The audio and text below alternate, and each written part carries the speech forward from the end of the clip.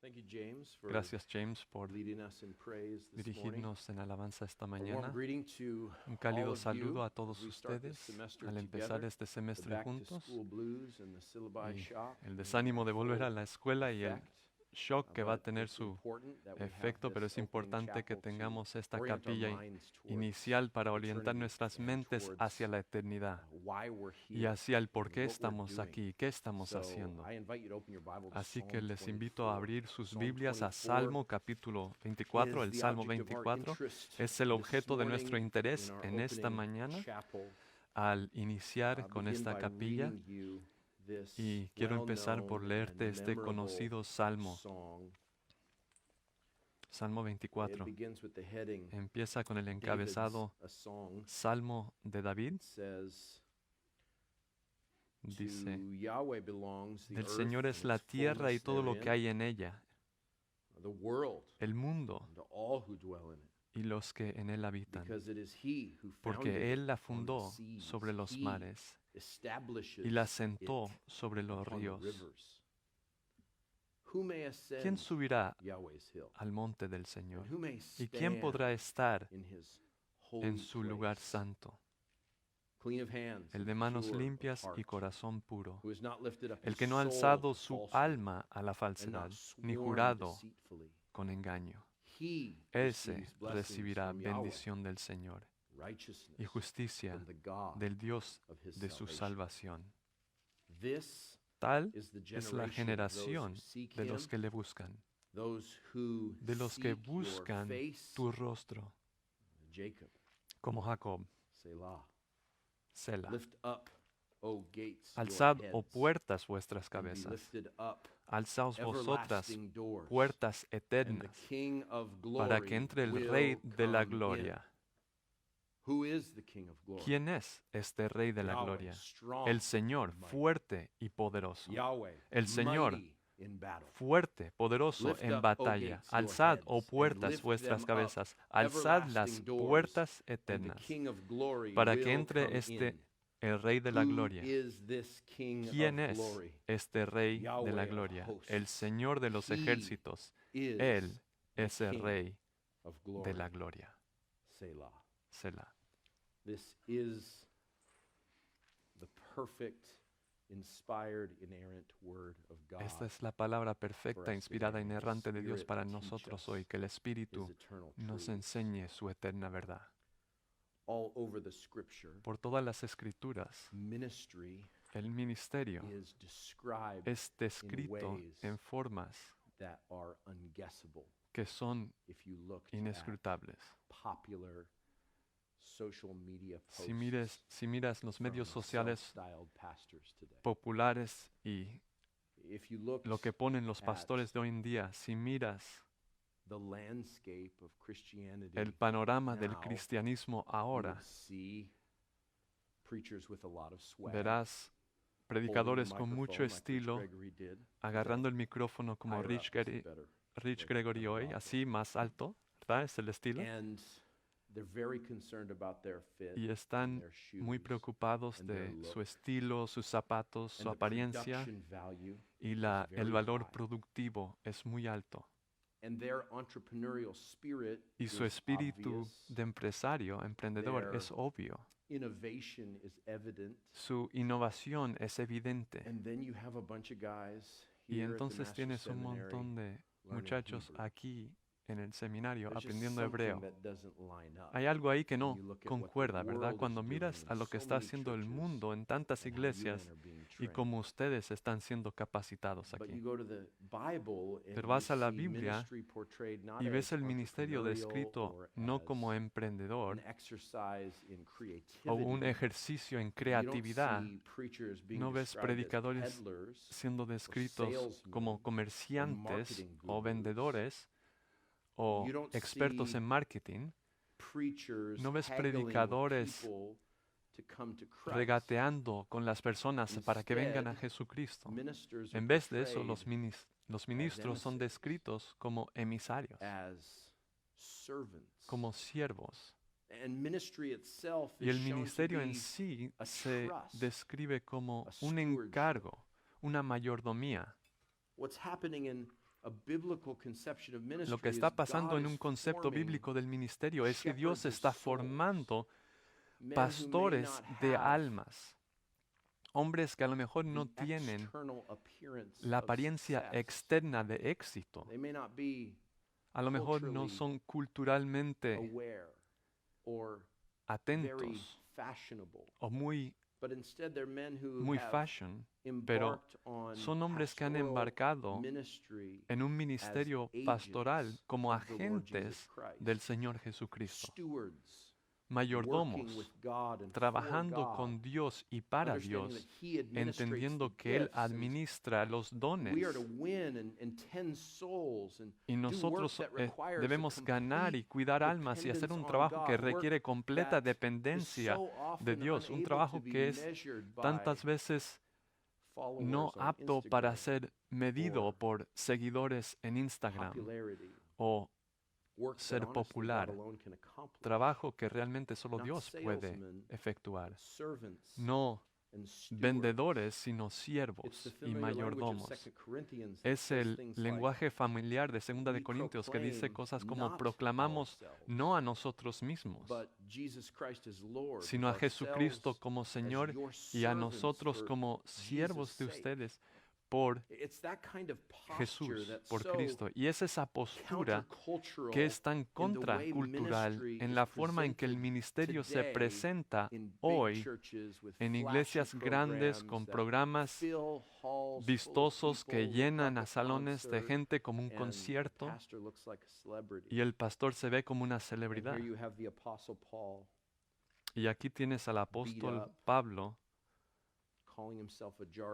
herido, llamándose como una jarra de barro, una vasija de barro, y diciendo que somos sencillamente embajadores de Cristo. Dios hace su ruego a través de nosotros y nosotros les imploramos a vosotros por Cristo que se reconcilien con Dios. Y el entendimiento de Pablo del ministerio, ministros son siervos y mayordomos. No trabajan para sí mismo o para su propio provecho. Sirven a Dios y solamente a Dios. Y así que para entender este pensamiento en una forma fundamental, quiero que miremos esta mañana al Salmo 24, un salmo que se asocia con David, un salmo que no tiene un trasfondo histórico que se conecta con él en el texto, pero uno que parece que se entiende mejor en vista de los eventos cuando el arca del pacto, ese sagrado mueble en toda la Biblia, que cuando se lleva de Kiriat Jearim a Jerusalén, un viaje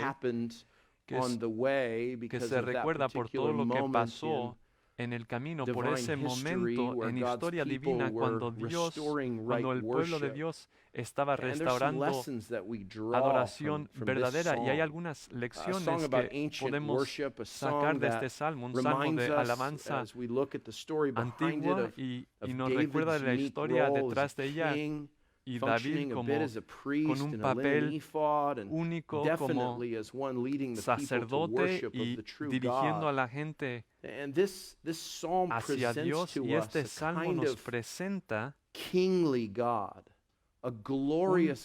Dios como rey, un Dios glorioso que nos recuerda que somos como mayordomos y siervos que no servimos y no entrenamos y nos preparamos a nuestro favor, que nosotros servimos y aprendemos y estudiamos y preparamos y en última instancia ponemos nuestras vidas por el Evangelio, por el Rey al cual representamos. Así que miremos un salmo de la realeza. Y hay varios salmos que podríamos haber elegido. Hay los salmos teocráticos en la sección de los salmos 90, que están fascinados con la realeza de Dios y su trabajo y propósito con el monte de Sión. Pero este viene tan temprano en el Salterio, en la providencia de Dios. está en un lugar único que está en este trío de salmos, siendo el Salmo 22 de la cruz, el Salmo 23 siendo del pastor y Salmo 24 siendo una canción de la corona. Así que miremos este salmo de realeza para entender cómo la realeza de Dios puede dirigir nuestra atención al principio de este semestre, cómo la realeza de Dios debe de hacernos conscientes en el fundamento de cómo debemos de ser evangelistas, nuestro llamado al ministerio, cómo ser expositores, al pensar en quién somos en Cristo y cómo debemos de representar a Cristo a su pueblo. Creo que fundamentalmente debemos de pensar en la realeza de Dios para que nunca seamos comerciantes o vendedores o presentantes, sino emisarios y siervos del Rey que se nos presenta aquí. Así que quiero mirar a estas tres partes, ¿verdad? Porque cada sermón debe de tener tres partes. Es como lo estamos, está siendo sarcástico ahí, estamos mirando estas tres preguntas que fluyen naturalmente de las divisiones que veo aquí. La primera es los versículos 1 y 2. ¿Quién es sujeto de este rey? ¿Quién es sujeto de este rey? La primera pregunta. Y el Salmo da una rotunda respuesta. Dice, la tierra es del Señor y todo lo que hay en ella. El mundo y los que en él habitan. En el hebreo es Yahweh o Jehová la palabra que está al principio de esta frase. Y la palabra para tierra está hablando de las personas en el mundo compuesto de personas. Y todo lo que hay dentro del mundo, los que habitan en él. Y cuando hacemos la pregunta, ¿quién es sujeto de este rey? Estamos haciendo una pregunta que concierne la soberanía de Dios sobre todas las cosas y especialmente sobre nosotros, sus criaturas. Y sabes que todo pertenece a Dios. Y este salmo empieza recordándonos que su realeza se encuentra primeramente en su creación, que todo es suyo, todo el mundo natural, toda vida que crece, que vive ahí, todo poder, todo placer, cada persona es suya.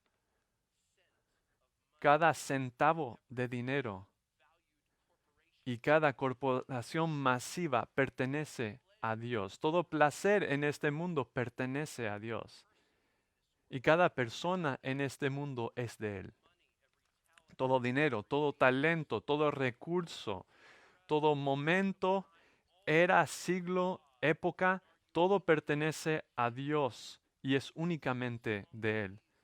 El Salmo ve que esto es cierto porque Dios es creador. Y Dios creador creó en un orden perfecto. Así que alude aquí a los dos obra para traer la creación adelante y mostrar su creatividad, su belleza y crea un mundo y un hombre en su imagen. Así que al pensar en el mundo populado, estamos pensando de que Dios tiene el derecho exclusivo de ser Dios y de ser rey, y es propietario porque todos son sujetos de su realeza. Y vemos que Él es creador y posesor, como vemos en el versículo 2, que la fundó y la asentó. Es una palabra activa y eso de asentar. Y Dios no solo creó este mundo, sino que lo sostiene y lo mantiene. Y se establece, se asenta porque Él sigue estando involucrado en su creación. Esto tiene beneficios prácticos de cómo pensamos de nosotros mismos como parte de este mundo. Hermanos, sus vidas, sus ministerios están bajo los auspicios de su soberanía meticulosa y eso nos ayuda para que cuando planeemos y soñemos y pensemos del llamado de Dios sobre nuestras vidas y el futuro que Él tiene para nosotros, nunca asumimos que sabemos mejor que Él. Nunca decimos de una forma ligera si el Señor quiere o si Dios quiere. de una forma ligera, pero tenemos esta conciencia de que Dios es soberano sobre cada momento y sobre nuestro futuro y ministerio, porque Dios es propietario de este mundo y tú y yo pertenecemos a Él. Y creo que también hay una referencia aquí en cuanto a otras filosofías competitivas en el mundo antiguo, en cuanto a los mares y los ríos, porque la gente en esas tierras tenían otras ideas sobre el caos y el orden y varias deidades luchando para tener control. Eso hubiera sido tan común para los judíos porque era tan prevaleciente y predominante de sus vecinos en ese tiempo. Y quizás esto está en la mente del Salmo, pero solo es a través de la apologética, porque no está tomando eso prestado, sino refutando eso, porque está mostrando que el Creador Dios no tiene ningún problema manteniendo el orden en todas las cosas, porque Él lo trajo a existencia, Él lo creó, no hay rivales de su soberanía. Cuando pensamos de nuestra sujeción a este rey, de que Él es propietario de todo, nos recuerda que la posesión única de Dios de cualquier cosa es porque Él es propietario de todas las cosas. Así que encuentras este concepto a través de todo el Antiguo Testamento, especialmente en su identificación de el pueblo de Israel como su posesión especial.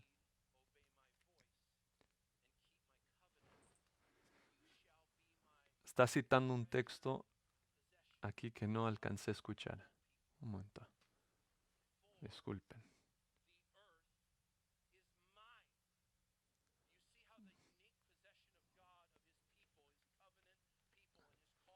¿Ves cómo el derecho de Dios y su llamado al pueblo de Israel está basado en que Él es creador de todas las cosas? Así, hombres, antes de que empiecen de desconvertirse algún día, o antes de que quieras poner algo en medios sociales de que eres otro tipo de cristiano o que no eres un cristiano, asegúrate de no poner ahí en esa presentación en medios sociales que hay un árbol o un río o cualquier cosa, porque eso nos recuerda que Él está en control. Su soberanía meticulosa se demuestra en sus poderes creativos en todas las cosas, y eso significa que su llamado a su pueblo y su elección de los que son suyos y su llamado a ministros que quiere comisionar es parte de ese dominio creador de Dios. Por eso la iglesia es su iglesia. Por eso el rebaño, la gente en la iglesia es su rebaño. Nunca es tu iglesia. Esta no es la iglesia de John MacArthur. Es la iglesia de Cristo. Y los ministros son sus siervos. Por eso, CEOs, evangelistas, promotores y personas que promueven la iglesia de esta forma no son ministros y siervos de Dios, porque Dios trajo este mundo a creación con su palabra y continúa estableciéndolo de tal forma que cada aspecto pertenece a Él, y especialmente esos aspectos que son únicamente suyos y de una forma especial. Y estoy hablando especialmente de ti, porque este salmo está a punto de llamar adoradores al lugar santo de Dios. Este es el Dios de soberanía que no se puede detener. Versículos 3 a 6 nos trae a una segunda pregunta, que es sencillamente eso. Si este es el Dios o el Rey de dominio completo, si la pregunta de quién es sujeto a este Rey es todos nosotros y especialmente sus ministros, entonces 3 a 6 hace esta pregunta. ¿Quién puede acercarse a este Rey? Versículo 3 dice, ¿quién subirá al monte del Señor? Una palabra importante que ves en todos los salmos de peregrinaje, luego en el Salterio, es la idea de viajar y subir al monte de Sión hacia la ciudad santa, subiendo esos montes de Judea y ese lugar que Dios especialmente escogió como el lugar donde se encontraría con su pueblo, la ascensión de el monte del Señor. Y la pregunta aquí es de acercarse, pero al poner esta pregunta a través de los salmos, especialmente el Salmo 15, como una expansión de esta sección, él hace la pregunta no solo de quién puede subir al monte en una forma muy literal, pero quién se puede acercar al lugar de adoración de Dios, y va más allá de solo acercarse, porque en la segunda parte de versículo 3 dice, ¿quién podrá estar? ¿Quién podrá subir? ¿Quién podrá estar parado? Es una palabra que se usa a veces en cuanto al juicio, una palabra a veces ordinaria de estar parado, como en el Salmo primero. ¿Quién puede pararse o subir en su lugar santo o el lugar de su santidad?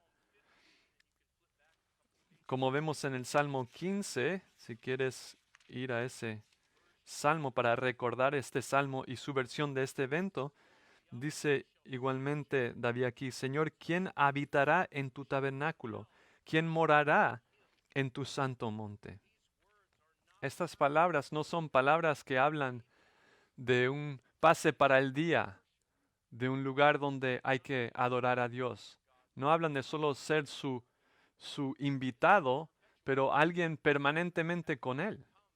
Y es una pregunta para los adoradores que venían a estos festivales varias veces cada año, que ofrecían repetidos sacrificios y ofrendas, y se preguntaban una y otra vez, ¿cuándo puede esto ser algo permanente? ¿Cómo puedo llegar al lugar de Dios y quedarme con Él, quedarme en una postura correcta delante de Él? ¿Cómo puedo ser aceptable delante de Él? Eso es una de esas preguntas últimas. Es una pregunta que todo ser humano se tiene que hacer. ¿Cómo puedo estar bien con Dios? ¿Qué se requiere de ser un adorador que Dios acepta? Volviendo una vez al Salmo 24, versículo 3, dice, por eso dice, ¿quién subirá al monte del Señor y quién podrá estar en su lugar santo? Él da la respuesta a la pregunta mostrándonos la limpieza y aceptabilidad de un adorador que tiene integridad verdadera. Y mientras que el Salmo 15 mira los 10 mandamientos en cierta forma, refiriéndose especialmente a los mandamientos horizontales en la segunda tableta, aquí está mirando más categóricamente como Jesús hizo cuando mira la ley. Y hay una forma de mirar la integridad aquí personal. Dice, el que es de manos limpias y corazón puro. Y la próxima frase habla de un aspecto espiritual, que no ha alzado su alma a la falsedad, una palabra que tiene que ver con la idolatría, ¿no? Y después un aspecto social donde dice, ni jurado con engaño. ¿Ves? Son estas tres categorías que están inspiradas en este versículo para enseñar a adoradores qué pide Dios de los que quieren acercarse a su monte. Esta es la lección en ese caminar, ese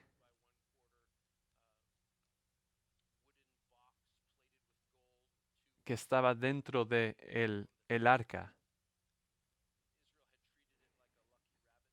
Israel había tratado al arca como algo que les traía suerte, algo que les daba victoria, buscando el ritual en vez de buscar el Dios que estaba representado sacramentalmente dentro de esta pieza, de este mueble, por su presencia verdadera, la verdadera presencia de Jehová, de acuerdo a su construcción y Éxodo 25. Habían dejado al lado para su humillación el arca, y los filisteos lo habían tenido un tiempo y luego se había quedado en un lugar lejos, no en el lugar donde David quería establecerlo. Y en 2 de Samuel 6 recuerdan la historia que él va a buscar el arca, pero no lo hace de acuerdo a la instrucción divina. En vez de ello busca un carro, el mejor carro que tiene, y había solo varias reglas en cuanto a transportar esto. Era que no se usaban carretas, no mirar y no tocar. Esa es la versión mía de eso. No, no es algo que se puede llevar en un carro, hay que llevarlo con unos palos y tenían que ser ciertos levitas que llevaban esto con los palos, que llevaban el arca con los palos. Y la gente no puede estar ahí mirándolo, tienen que traer una cobertura para que no se pudiera ver. Y nadie podría tocarlo.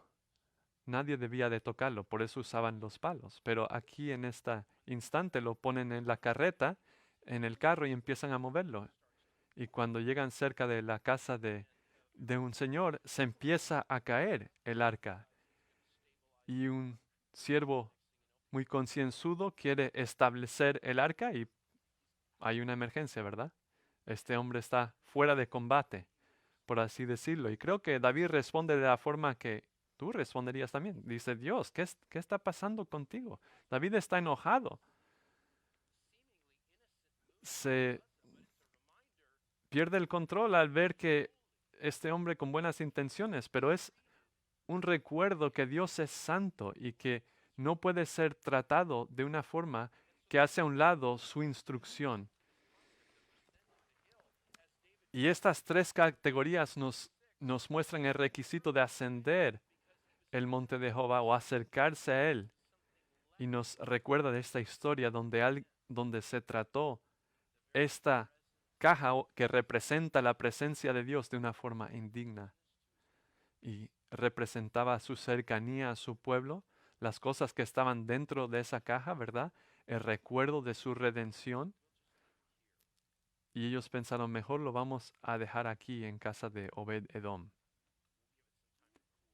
Y le vamos a dar un tiempo para que se enfríe de alguna forma, para que se tranquilice Dios y David. Y la instrucción de 2 de Samuel 6 es interesante porque empieza con un momento jubiloso donde deciden mover el arca y luego este evento trágico y luego desciende al desuso el arca y la segunda parte sube algo. Otra vez la historia sube a un momento gozoso porque bendice la casa de este hombre que la hospedó. Solo está estacionada ahí en su casa. Es como si ganara la lotería y su esposa, ¿verdad? Con trillizos y sus árboles dando mucha fruta. Él está bien. Y Dios está bendiciendo la casa de este hombre porque el arca está ahí. Y recuerda a David que la presencia de Dios aún está con el arca y es algo que puedes tocar, pero no puedes tocar, ¿verdad? Tenemos que ir a buscarlo, pero tenemos que hacerlo de acuerdo a lo que Dios ha dicho. Así que ahora sí manda a los levitas correctos y trae los palos y, y lo trae caminando y ahora se acompaña todo esto con celebración y júbilo. Y David está empezando a perder control, ¿verdad? No se está portando muy real en este momento porque él se está dando cuenta que no es real en este momento. Tiene un efod, está dirigiendo la alabanza, está danzando, está celebrando porque la presencia de Dios se está moviendo otra vez hacia el lugar que Dios ha escogido. Y la gente está siendo restaurada a un estar bien con Dios. Y no solo porque hay una caja con cosas especiales, pero sino la santidad de Dios está siendo reconocida y reverenciada. Y ahora la historia otra vez está continuando con gozo, con triunfo, volviendo a Jerusalén. David está bailando y luego la hija de Saúl, esposa de David también, pero más que nada hija de Saúl, le dice, qué, qué poco refinado eres cuando las siervas están viendo tus piernas, ¿verdad? Esto no es real, así no es como lo hacíamos antes. Saúl no era así. Y ahí tienes otro momento en esa narrativa de tinieblas, de desilusión, donde ahora la ira de Dios va a caer sobre ella, porque David estaba haciendo lo correcto. Su celebración no era inapropiada, pero muy apropiada. ¿Ves? Porque él no estaba pensando en sí mismo como un rey, sino como un siervo del rey. Y por eso estaba bailando junto al arca todo el camino hasta el tabernáculo, ¿verdad? Y esa es la historia de fondo que nos ayuda a entender estas tres dimensiones de integridad, ¿verdad? Manos limpias y corazón puro tiene que ver con estas manos siendo puras y este corazón siendo puro. Quien no ha alzado su alma a la falsedad dice que no hay competidores para el verdadero Dios. Y ni jurando con engaño tiene que ver que el trato con los demás es correcto. ¿Quién puede acercarse a este rey? La respuesta que se da aquí a la pregunta en versículo 3 y la respuesta en 4 y 5. El 5 dice, recibirá bendición del Señor y justicia del Señor de su salvación. Me encanta cuando el libro de Romanos se ve en el Antiguo Testamento, ¿verdad? Como hace repetidas veces. Tantas veces, si es como en el testimonio de Abraham o algo que surge en los Salmos, de pronto nos acordamos, nos recuerda que limpiando las manos del corazón puro y estos otros elementos es algo que solo puede venir a través de la bendición de Jehová. Lo que encontraremos en el Nuevo Testamento como que vamos a encontrar por fe. Habla de justificación, así se llama. Una justicia que es dada como un regalo, que es imputado. Y lo vemos ahí en el versículo 5, ¿verdad? Justicia y vindicación de Dios, de su salvación. No hay salvación por obras en el Antiguo Testamento. Eso no es lo que vemos en el versículo 4, sino que el versículo 5 clarifica que todo esto es en la justicia imputada de Jesús y esto se ve en este pasaje. Nos dice que solo uno que ha sido hecho justo por Dios y solo uno que ha sido perdonado puede acercarse. Versículo 6 dice, tal es la generación de los que le buscan. La generación está hablando de las características de los que le buscan. Este texto es un poco interesante aquí. Debí de haber preguntado al doctor Grisanti, pero no entiendo aquí. Dice de los que buscan tu rostro como Jacob.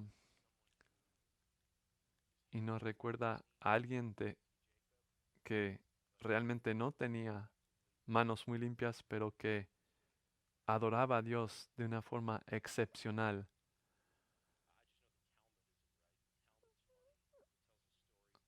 Está hablando del Talmud que cuenta una historia de Salomón que lleva el arca del pacto al templo y sé que esto está mal. Y al entrar en esta próxima sección vemos que se abren las puertas, ¿verdad? Y dice el Talmud que cuando llega Salomón, las puertas no abren para él. Y hasta que invoca el nombre de David, las puertas se abren, ¿verdad? Una historia ridícula, ¿verdad? David no podía ni construir el templo. Su nombre no va a abrir las puertas, ¿verdad? Y ahora nos toca mirar la última sección, la sección más importante es la pregunta, ¿quién es este rey?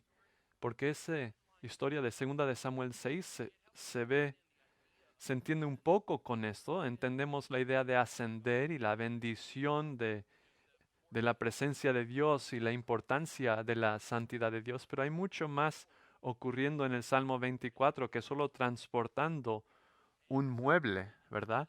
Y de pronto en el de versículos 7 a 10 vemos esta imagen trascendental de adoración al, a la invitación de la congregación que están acompañando al rey, acercándose a las puertas, acercándose a la entrada a la adoración de Dios. Y ahora esta vista trascendental de algo mucho más grande y más alto que una historia del arca llegando al templo. Algo profundo, algo trascendental, algo que tú necesitas escuchar para creer.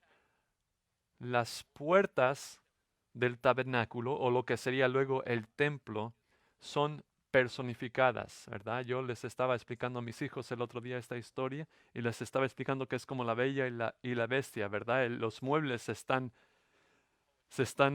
llegando a vivir, ¿verdad? Están contrayendo vida ahí. Y me imagino estas puertas, ¿verdad? Y mira lo que hacen y explica quién es este Dios en versículo 7. Alzad, oh puertas, vuestras cabezas. Puertas no tienen cabezas, ¿verdad, hermanos? Ustedes tienen cabezas. Y cuando levantan su cabeza, es esa frase hebrea de orgullo en una forma negativa o una conciencia gloriosa de la trascendencia triunfante de este momento. Y las puertas, objetos inanimados, entendemos qué está pasando. El rey se está acercando y la alabanza va a comenzar y nosotros estamos a punto de ser reorientados en nuestro semestre hacia por qué estamos haciendo lo que estamos haciendo. Al estudiar y entender y prepararnos para servir, porque no es sobre nosotros, es sobre Él, se trata de Él. Y así que las puertas las cancelas en un momento de orgullo, ¿verdad? Porque nunca han sido tan útiles antes de esto, ni han tenido este privilegio tan alto. Sus puertas son levantadas. Las puertas son llamadas puertas eternas y el Rey de Gloria va a entrar. Esto es ciertamente no digno de Salomón. No es digno esto de pequeño David, ¿verdad? Y seguramente esto es algo litúrgico donde se responde la pregunta y la respuesta dando por aquellos que se acercan y los sacerdotes, pero hace la pregunta en versículo 8, ¿quién es este Rey de Gloria? Esta es la pregunta. Y la respuesta viene aquí, y la respuesta no es David y no es Salomón, la respuesta no es ningún sacerdote ni rey humano. El Rey de Gloria se dice aquí con el nombre del pacto en el versículo 8. Yahweh fuerte y poderoso, Yahvé poderoso en batalla, mostrado como un rey general. ¿Y quién es este que está aquí? ¿Quién viene juntamente con toda esta gente con él? Es Dios mismo, nuestro rey, el fuerte y poderoso, el poderoso en batalla. Así que a las puertas se le dice otra vez, levanten, alzad vuestras cabezas y alzad puertas eternas para que el Rey de Gloria entre. Una última vez, solo para que no lo perdamos, se pregunta en versículo 10, ¿quién es este Rey de la Gloria? El Señor de los ejércitos. Él es el Rey de la Gloria. ¿Qué está pasando en esta sección hermosa? Están identificando a nuestro Rey. Yahweh, Yahvé de las huestes está siendo identificado entrando por las puertas mismas personificadas como levantando su cabeza y orgullosas y privilegiadas de abrirse es para aquel, porque Yahvé, omnipotente, increíble, el creador y sustentador, el único digno de entrar, el rey, está entrando a su templo no acompañado por truenos, sino rodeado de su pueblo adorador que reconoce las demandas que él hace de ellos, ¿verdad? Versículos 3 a 6, y celebran su presencia sobre ellos, el pueblo que se está juntando para adorar al Dios que es increíblemente grande y misericordiosamente presente. Qué grande, cuánto más grande es esto que cualquier espectáculo con puertas, con luces y humo que tú puedes poner en una iglesia. Es esto. ¿Cuánto más potente es esto? El Rey de Gloria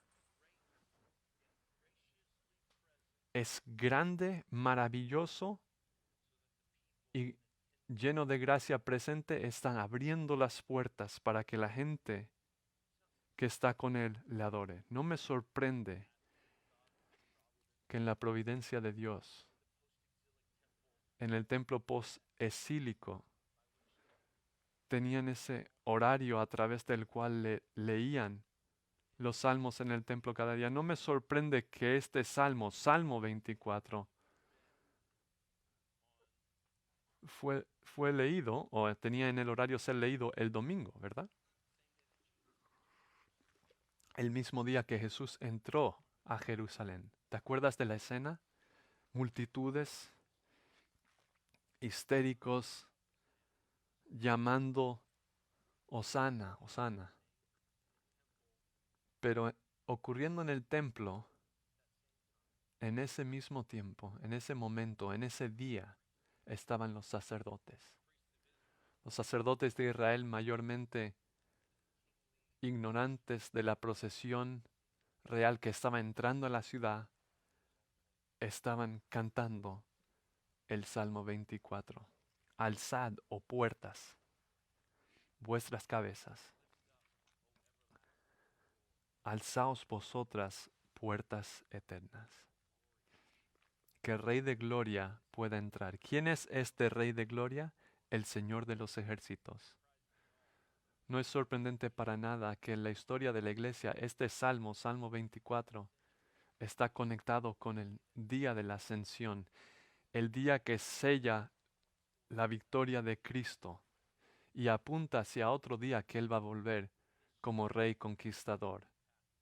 Este Salmo va mucho más allá de el tramo que hizo el arca para llegar a Jerusalén. Está hablando de un rey que está volviendo a Jerusalén para establecer un reino que nunca acabará. Cuando entras al templo para alabar a este rey,